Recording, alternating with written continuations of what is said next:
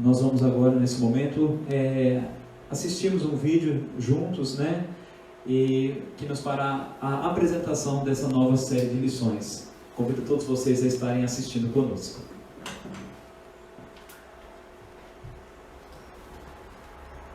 A todos e a todas, eu sou o pastor Eleilton e eu estou aqui para apresentar a você a nova série de lições bíblicas do segundo trimestre desse ano.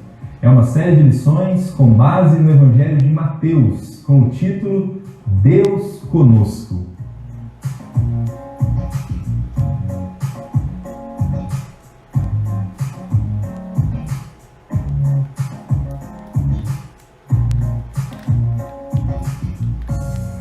Mateus ou Levi era um nome bastante comum nos dias do ministério do Senhor Jesus. Esse personagem bíblico, ele era um publicano, um cobrador de impostos. Vivia na cidade de Cafarnaum e muito provavelmente o seu local de trabalho ficava às margens do Mar da Galileia.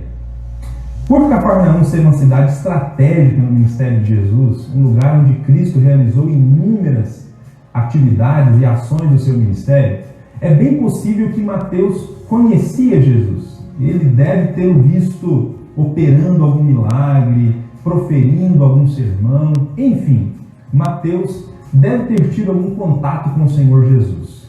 Mas houve um dia que foi decisivo na trajetória e na vida desse cobrador de impostos chamado Mateus.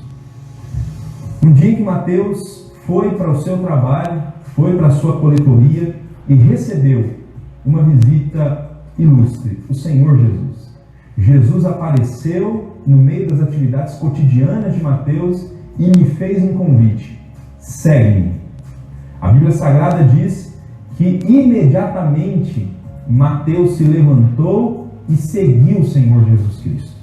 Muito provavelmente essa decisão de Mateus devia estar baseada em tudo aquilo que ele ouviu e viu a respeito de Cristo. Fato é que ele tomou a decisão mais importante da sua vida, de seguir Jesus e se tornar um discípulo dele.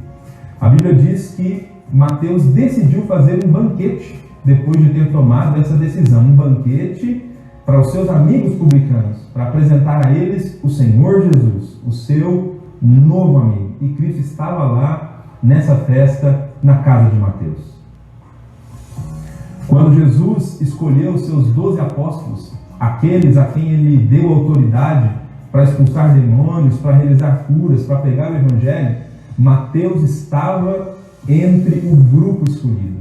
Ele foi um dos 12 apóstolos, caminhou com Cristo, ouviu os seus ensinamentos, testemunhou os seus milagres, esteve presente inclusive na última ceia, viu o Senhor Jesus sendo preso e sendo crucificado.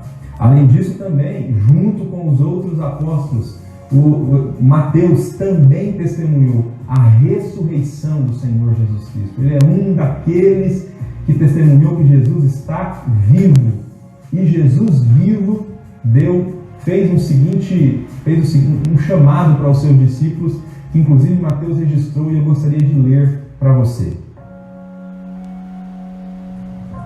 Esse chamado está no capítulo 28 do Evangelho de Mateus, versículos 19 e 20. Jesus disse para os seus discípulos: Ide, portanto, fazei discípulos de todas as nações, batizando-os em nome do Pai, e do Filho e do Espírito Santo, ensinando-os a guardar todas as coisas que vos tenho ordenado. E eis que estou convosco todos os dias, até a consumação do século. Mateus levou a sério esse chamado do Senhor Jesus. E de acordo com a história, foi fiel até o fim, pregou o Evangelho de Jesus em vários lugares e morreu como mártir. Aproximadamente 30 anos depois de ter ouvido essas palavras da boca de Jesus, Mateus escreveu o Evangelho que leva o seu nome. E todos concordam que ele foi um exímio escritor. As mesmas mãos habilidosas que preenchiam recibos foram usadas pelo Espírito Santo para registrar esse Evangelho que leva o seu nome, o poderoso Evangelho do Senhor Jesus, que conta uma história fascinante, a história daquele que veio para redimir a humanidade. E Mateus, no seu Evangelho, se esforça para provar por A mais B que Jesus é o rei há tanto esperado pelos judeus. Ele usa várias profecias do Antigo Testamento e mostra que todas elas se cumpriram em Cristo Jesus. Ele é o Messias, ele é o rei há tanto esperado. E por que esse evangelho é chamado de o evangelho do Deus conosco?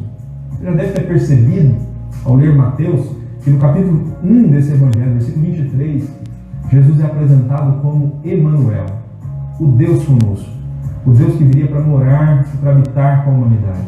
E esse evangelho termina, no último versículo desse evangelho, Jesus diz: eis que estou convosco todos os dias, até a consumação dos séculos. Essa promessa de que Jesus estaria conosco, ela está no início e no fim desse evangelho. É o evangelho de Deus conosco.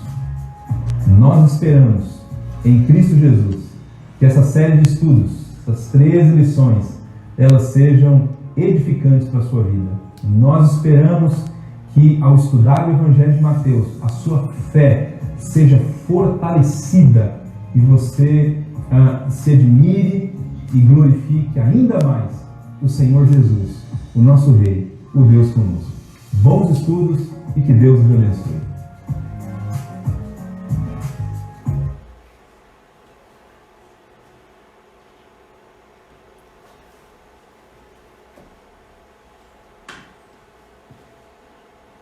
Nós tivemos aí a apresentação da nossa nova série de lições. Estamos felizes, irmãos, porque estudaremos o evangelho todo de Mateus, né? Um evangelho maravilhoso, como o pastor Elilton mesmo diz, né? Nos trará aí 13 maravilhosas lições falando a respeito de nosso Senhor e Salvador Jesus Cristo, né?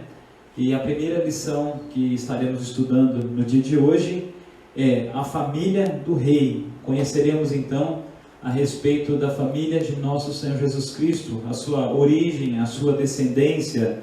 Por que o evangelista Mateus utiliza traços da sua genealogia para nós conhecermos um pouco mais por que Jesus foi chamado de filho de Abraão, de filho de Davi, quais são as implicações dessa herança, né, dessa descendência na vida de Jesus, quais são as pessoas que foram alvos, né, desse evangelho, e esse evangelho, obviamente, ele também foi escrito para cada um de nós no dia de hoje e sempre será estudado aí por todos que se interessarem pela palavra do Senhor.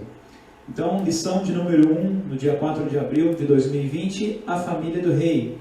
Temos por objetivo, com esta lição, apresentar informações introdutórias ao Evangelho de Mateus e analisar o trecho inicial que trata da genealogia de Jesus. A genealogia de Jesus, a fim de desafiar o estudante a exaltar ao Senhor por sua maravilhosa graça e soberania.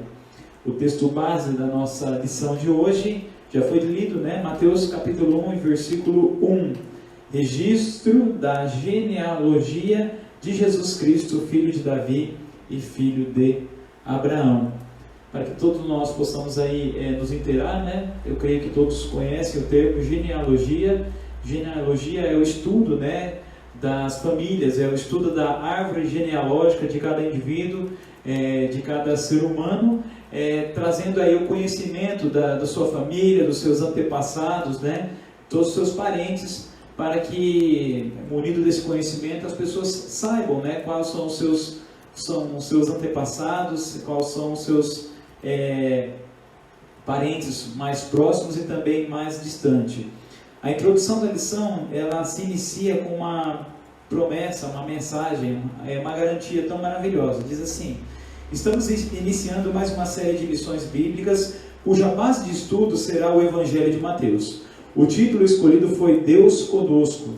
No primeiro capítulo desse livro temos a seguinte promessa: eis que a Virgem conceberá e dará à luz um filho, e ele será chamado pelo nome de Emanuel, que quer dizer Deus conosco. Mateus capítulo 1, versículo 23, e o livro do profeta Isaías, capítulo 7, e o versículo 14. Há centenas de anos atrás, o Senhor Jesus, ou melhor, o Espírito Santo de Deus, ele faz uma revelação ao profeta Isaías. E o profeta Isaías então transmite essa profecia tão maravilhosa, uma profecia messiânica, nos dizendo que a virgem conceberia e daria à luz a um filho, e esse filho se chamaria Emanuel, Deus conosco. Como diz o pastor Eliilton na apresentação da série de lições, Deus veio habitar entre os seres humanos, Ele veio habitar conosco, através da sua encarnação, do seu nascimento e da sua concepção milagrosa, através do poder do Espírito Santo. Nós temos aqui a pessoa bendita de nosso Senhor Jesus Cristo, Deus habitando entre nós, o Deus conosco. Na conclusão do livro temos essa garantia: eis que estou convosco todos os dias até a consumação dos séculos. Jesus garantindo aos seus discípulos que estaria conosco até a consumação dos séculos, até a sua segunda vinda.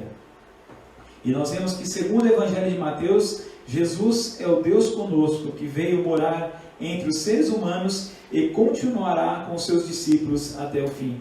Nesta série de lições, ou nesta lição, iniciaremos uma jornada de estudo sobre ele, seguindo a ótica do evangelista. Para começar, vejamos algumas questões ligadas à família do rei. E eu peço que você acompanhe, se você tem a sua lição na sua casa, se porventura você não tiver ainda a sua lição, assim que possível adquira, mas se não tem, vamos seguir aí o texto de Mateus no capítulo 1, dos versículos 1 até o 17, você estará bem inteirado do assunto da lição, através do texto bíblico também.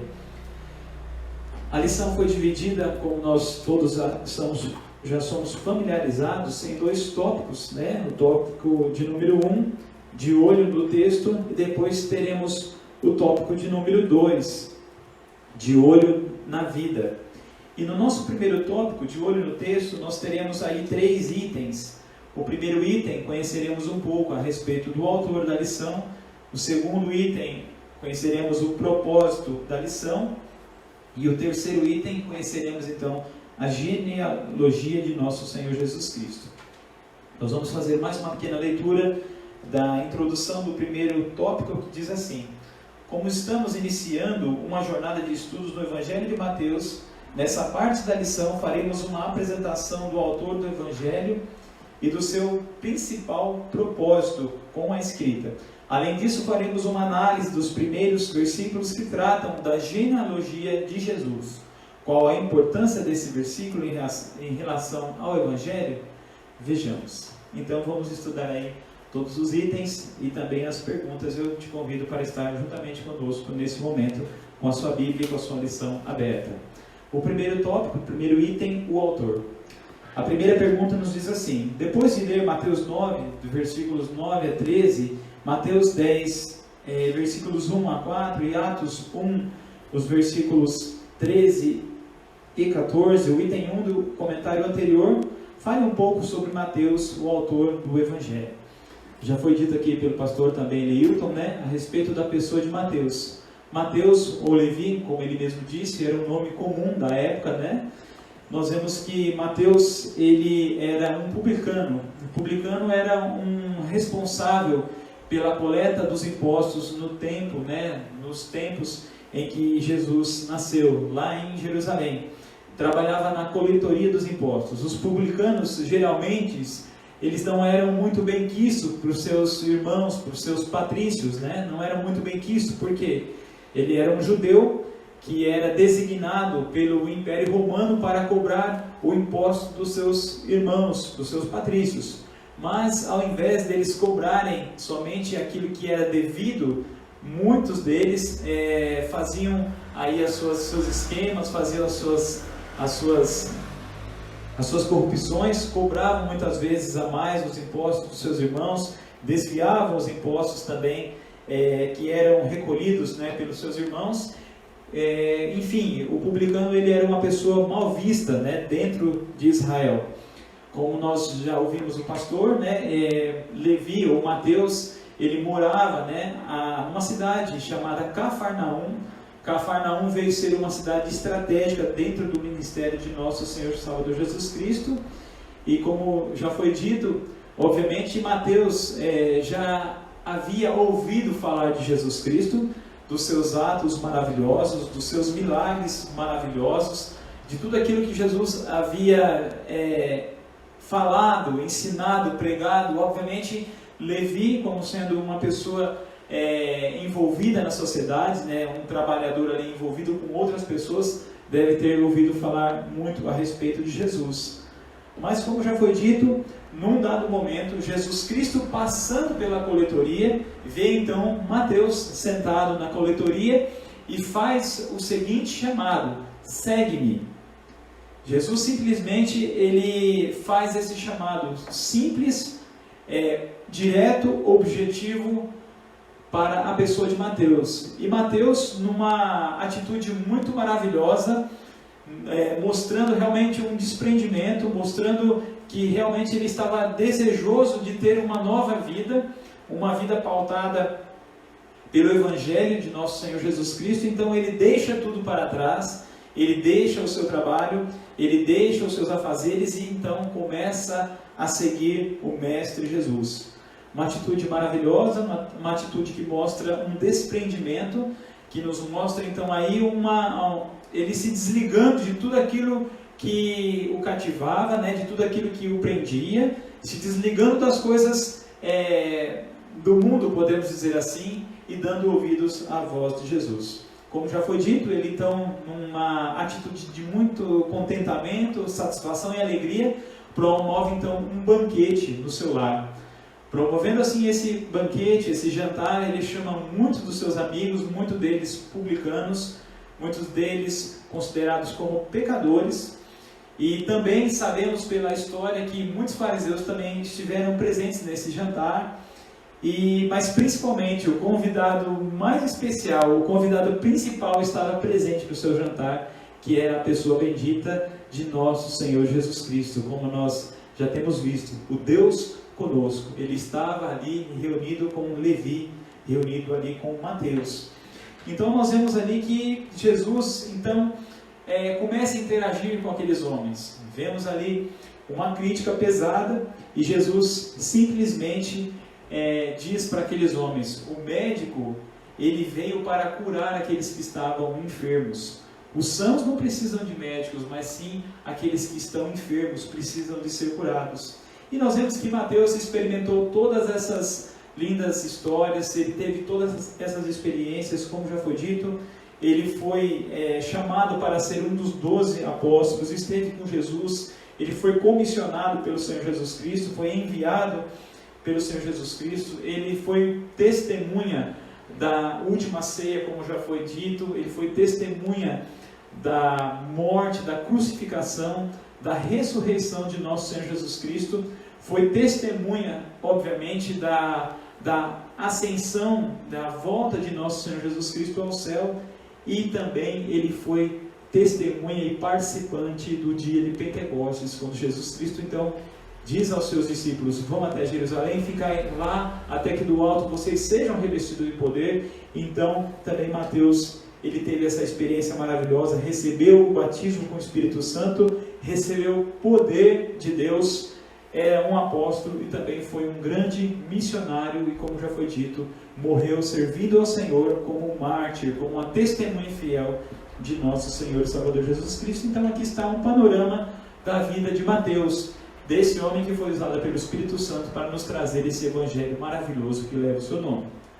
A pergunta de número 2 diz assim: após ler Mateus capítulo 1, versículo 22, capítulo 2, o versículo 15, e o 17, e o 23, e capítulo 4, versículo 14, os primeiros parágrafos do item 2, comente quem eram os primeiros leitores de Mateus e por que a palavra cumprir é importante nesse evangelho. Como nós já dissemos, Mateus ele era um judeu, ele morava na cidade de Cafarnaum. Obviamente, um dos seus primeiros leitores, ou seja, os primeiros leitores do evangelho escrito por Mateus, aproximadamente 30 anos após a morte e ressurreição de Jesus e a sua volta aos céus, eram os judeus cristãos, aqueles judeus que se converteram ao cristianismo, né, que deixaram então o judaísmo e deram ouvidos à voz do evangelho, a boa notícia da salvação, a voz de Jesus Cristo. E nós vemos que tudo isso veio para o quê? Para cumprir todas as promessas feitas em relação ao Messias lá no Antigo Testamento. E nós vemos que Mateus utilizou diversos textos do Antigo Testamento e diversas promessas que se cumpriram em Jesus para provar àqueles judeus, aos seus irmãos ali de nação, que Jesus Cristo verdadeiramente era o Messias, que ele tinha todas os requisitos do Messias, podemos dizer assim, que Jesus Cristo realmente ele era aquela pessoa que veio cumprir tudo aquilo que estava dizendo a respeito do Messias. E nós vemos textos maravilhosos dizendo assim, para que se cumprisse então a profecia a respeito de Jesus, como o próprio texto de Isaías, capítulo 7, versículo 14, né? Que a virgem conceberia e daria à luz a um filho, o seu nome seria chamado de Emanuel, que quer dizer Deus conosco. E vemos assim várias citações, texto dizendo para que se cumprisse a profecia de Isaías, para que se cumprisse a profecia de Jeremias e assim por diante. Isso é muito importante. Nós vemos que houve, somente no livro de Mateus, mais de 100 citações, mais de 60 citações do Antigo Testamento, 40 citações literais, ou seja, mais de 100 citações de maneira geral dos escritos do Antigo Testamento para realmente cumprir, para comprovar que Jesus Cristo verdadeiramente era o Messias. Então o público-alvo, os leitores de Mateus, eram os cristãos judeus, aqueles judeus que haviam se convertido ao cristianismo. E por que a palavra cumprir é importante nesse evangelho? Porque aqueles homens tinham a necessidade de saber que Jesus Cristo veio cumprir toda a palavra que estava escrita a respeito dele, todas as profecias no Antigo Testamento. A terceira pergunta nos diz assim: tendo lido Mateus no capítulo 3 e o versículo 2, capítulo 4, versículos 17, capítulo 10 e versículo 7 e os últimos parágrafos do item 2, responda: por que Mateus é conhecido como o Evangelho do Rei?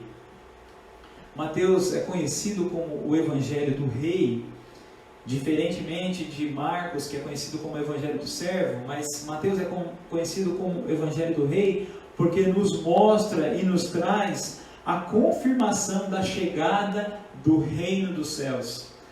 Com a chegada do reino dos céus, nós vemos ali o seu monarca, nós vemos ali o seu líder, nós vemos ali o seu rei, que é o Senhor Jesus Cristo, o Deus conosco, o Deus encarnado, o Deus maravilhoso que veio se mostrar e se apresentar aos homens. Nós vemos ali que veio então a confirmação da chegada do reino de Deus. O próprio profeta João Batista, mesmo João, ele disse aos seus discípulos: é chegado, está próximo de vocês o reino dos céus, arrependei-vos. Ele já fazia esse chamado aos seus discípulos, dizendo que o reino de Deus estava próximo. E Jesus Cristo então traz essa palavra também aos seus discípulos, aos seus apóstolos: o reino dos céus é chegado, o reino dos céus está próximo de vocês. Como diz o comentário da nossa lição, não próximo numa questão em relação a tempo, a proximidade temporal, mas estava próximo numa questão de distância, estava muito perto deles. Por quê? Porque Jesus estava junto com eles, o reino de Deus estava junto com eles. Como nós já dissemos, não uma proximidade em termos temporais, mas uma proximidade em relação à distância, estar perto de nós. Jesus, ele é o rei que tanto era aguardado, ele era o rei que tanto era esperado, ele era o rei que os profetas já haviam profetizado centenas de anos atrás, séculos atrás. Ele foi o Messias há tanto tempo esperado. E por que a genealogia de Jesus é importante para Mateus? Essa é a nossa pergunta de número 4. Por que a genealogia de Jesus é importante para Mateus? O que ele pretende provar com ela?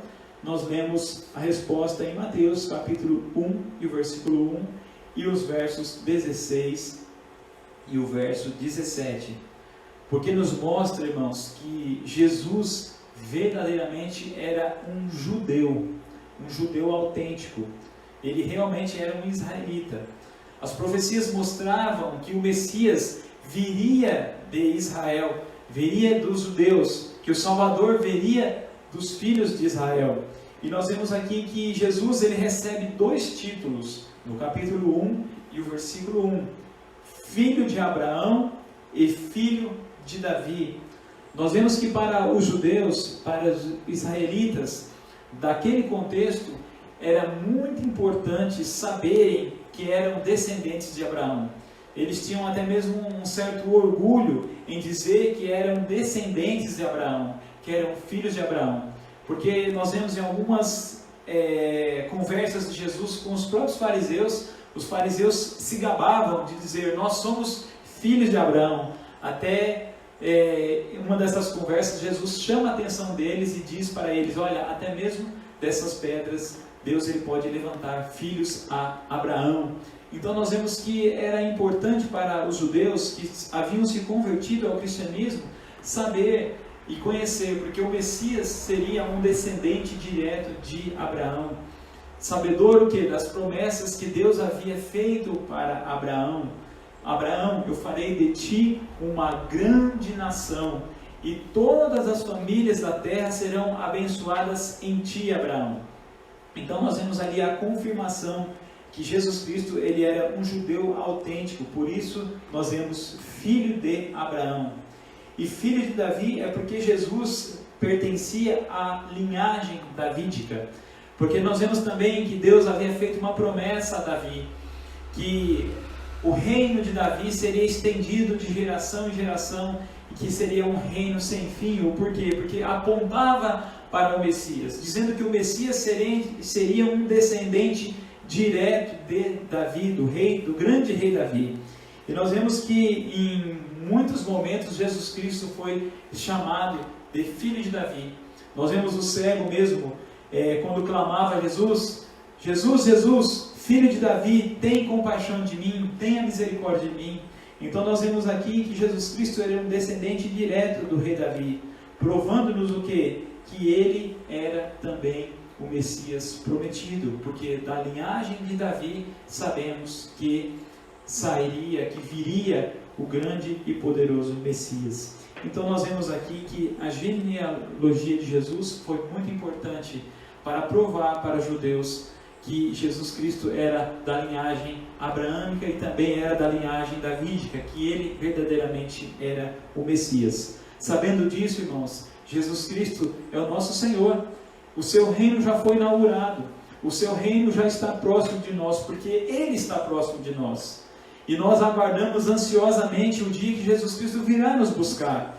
E de uma vez por todas, definitivamente, ele consolidará o seu reino em nós, em nossas vidas. Nós já pertencemos ao seu reino e de uma vez por todas, com a sua segunda vinda, ele consolidará o seu reino tão maravilhoso em nós, em todo esse mundo, em toda essa terra já restaurada e curada.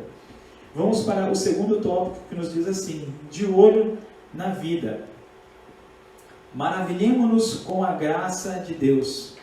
Quando nós olhamos para a palavra do Senhor, para os atos de nosso Deus, para tudo aquilo que aconteceu com Jesus, nós ficamos extremamente maravilhados. Nós ficamos realmente muito felizes, porque a graça do Senhor nosso Deus, ela é tão maravilhosa. Graça, como todos nós já sabemos, é um favor não merecido. É um presente dado a quem não merece absolutamente nada, para quem não merece receber absolutamente nada. Isso foi o que Jesus fez com cada um de nós. A genealogia de Jesus Cristo evidencia a maravilhosa graça de Deus. Não é comum encontrarmos em genealogias judaicas nomes de mulheres. Na de Jesus, entretanto, Mateus, inspirado pelo Espírito Santo, coloca o nome de 4 mulheres: Tamar, Raabe, Ruth e Batseba. Além, é claro, do nome da própria Maria, mãe de Jesus, destacada em Mateus, capítulo 1 e o versículo 16. O nome das 4 primeiras mulheres,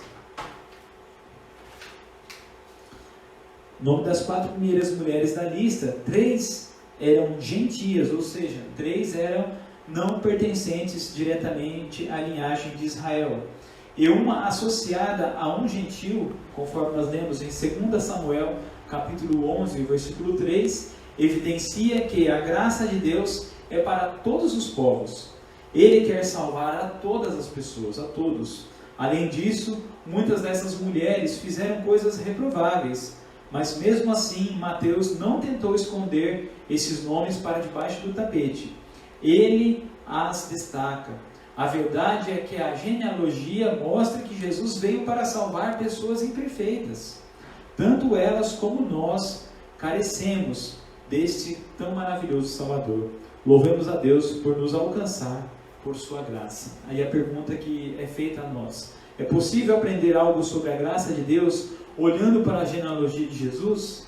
O que nós podemos aprender?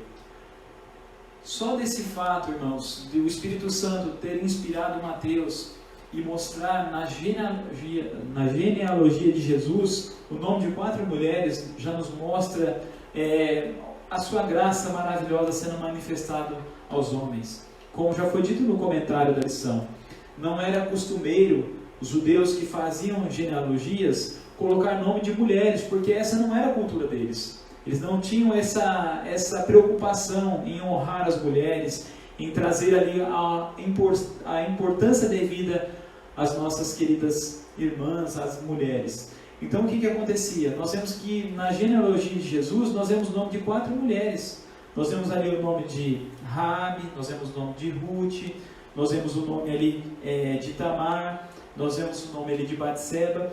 E como diz o comentário, algumas delas não pertencentes à linhagem de Israel, ao povo de Israel. Significa que Jesus Cristo não veio salvar apenas os judeus, não veio salvar apenas a nação israelita, mas veio trazer salvação para todos os homens, conforme nós lemos nas cartas.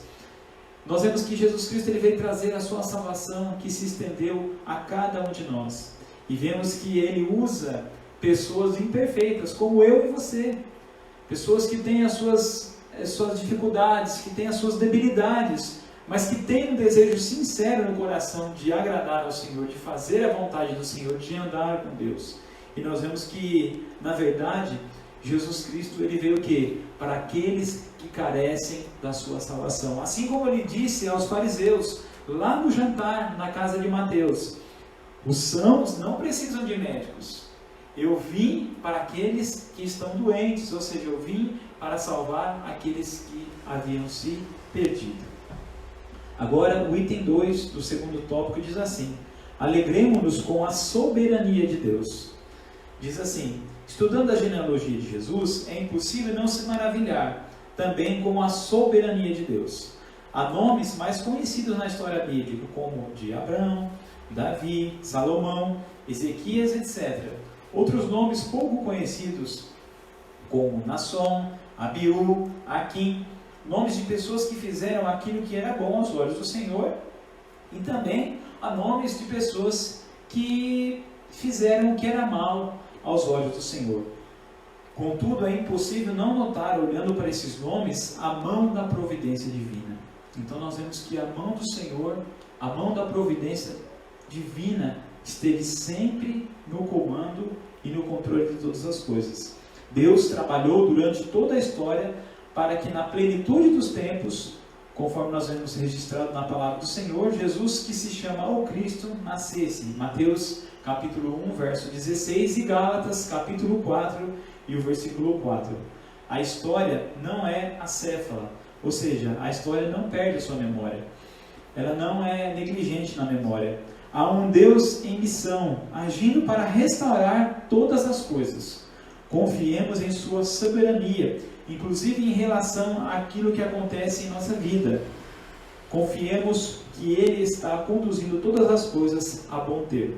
Aí a pergunta, nossa última pergunta dessa série nos diz assim: é possível aprender algo sobre a soberania de Deus olhando para a genealogia de Jesus? O que? Com certeza sim, irmãos. Com certeza é possível nós aprendermos sempre com a soberania de Jesus. Hoje mesmo, irmãos, nessa época, nesse tempo, nesse ano, nós temos aprendido com a soberania de Jesus. Nós temos enfrentado aí essa pandemia, mas confiamos e sabendo que Deus ele está no controle de todas as coisas, como diz o nosso escritor, o narrador da lição. Confiemos que Ele está conduzindo todas as coisas a bom termo. Ou seja, a boa mão do Senhor está e sempre estará guiando todas as coisas para que todas as suas promessas se cumpram. Como diz a própria Bíblia Sagrada a respeito da palavra de Jesus, da palavra do Senhor: passarão os céus e terra, mas as minhas palavras não hão de passar. Com certeza nós aprendemos, porque Jesus sempre esteve no comando de todas as coisas, sempre esteve conduzindo todas as coisas a bom termo, mesmo que homens e mulheres, com seus deslizes, com suas dificuldades, mas o Senhor sempre vela pelo cumprimento da sua palavra e sempre realiza tudo conforme as suas palavras. Amém? Como desafio dessa semana, quero deixar a mim e a você, ou seja, a lição que quero deixar a nós. Como estamos iniciando uma série no Evangelho de Mateus, que tal separando um tempo essa semana para fazer a leitura da parte que trata desse Evangelho em algum livro de introdução ao Novo Testamento? Esse tipo de livro lhe dará informações contextuais importantes para seguir essa jornada de estudos. Pode ser um livro Novo Testamento, Mateus, Marcos, Lucas, João e Atos dos Apóstolos, publicado pela FATAP, que hoje é a atual CETAP, do ano de 2009, que está registrado nas páginas 45 até a página 53. Além disso, releia a genealogia de Jesus sozinho ou em família e medite em tudo o que estudou. A lista dos antepassados de Jesus inclui prostitutas, assassinos, homens violentos, etc. Louve a Deus por isso. Afinal de contas, Ele trouxe o seu Filho ao mundo através da história de pessoas imperfeitas, e isto mostra que a graça de Deus está disponível a todas as pessoas, inclusive a nós. Amém? Esse foi o nosso primeiro estudo da nossa nova série de lições. No próximo sábado, permitindo o Senhor Deus estarmos juntos novamente, teremos a segunda lição, que tem como título: Deus veio aqui. Graças a Deus. Que o Senhor nos permita estarmos mais uma vez aqui no próximo sábado reunidos para estudarmos essa nova série de lições.